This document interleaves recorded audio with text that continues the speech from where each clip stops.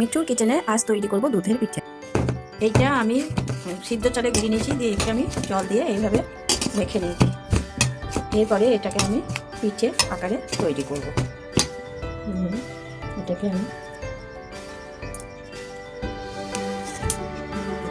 মিষ্টি ফুল দিয়েছি।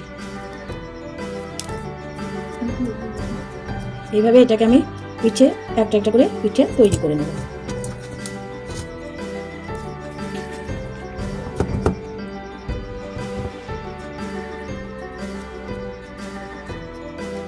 এইভাবে মিষ্টি পুর দিয়ে আমি একটা একটা করে পিঠে এইভাবে আমি এটাকে মুখটাকে বন্ধ করে দেবো, যাতে মুখটা দুধের মধ্যে পড়তে ফেটে না যায়।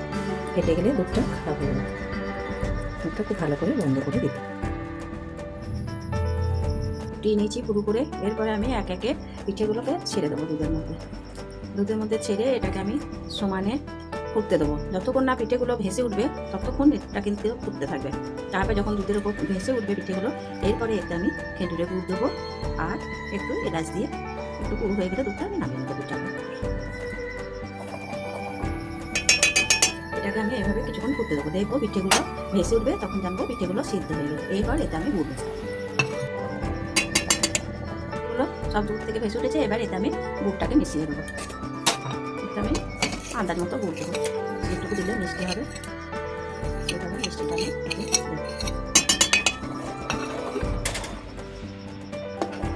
বেশিক্ষণ মিষ্টি দিয়ে ফোটালে, গুড়টা দিয়ে ফোটালে হবে না, তাহলে দুধটা কেটে যায়। সেই জন্য দুধটা এবার ফুটলে এটাকে আমি নামিয়ে দেবো।